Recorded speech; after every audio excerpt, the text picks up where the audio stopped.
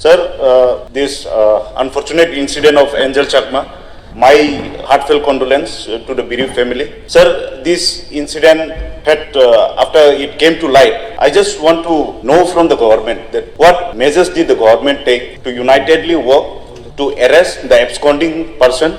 We being called Chinky, Momo, this is not new to us, sir. We have been facing this since long.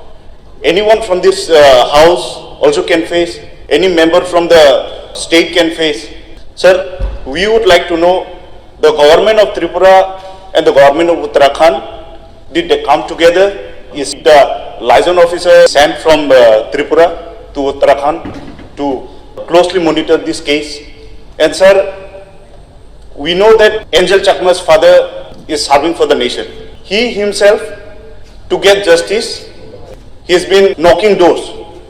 The FIR to be registered, it's also taking time.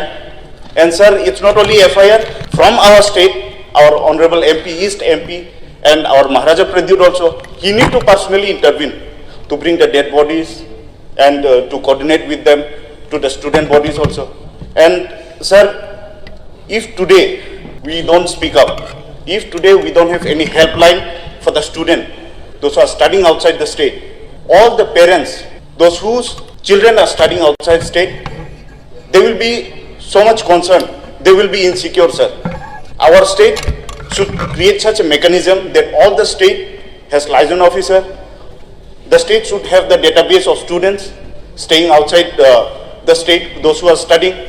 We should monitor. There should be a helpline, 24/7 helpline, so that this kind of racial discrimination happens and they report to the state and the action is taken immediately, sir. So I would like to know the status of the case. So this is not an example of the state only. This became the whole example of the country. It has been protested nationwide, sir. And if we become silent, if not today, then when, sir?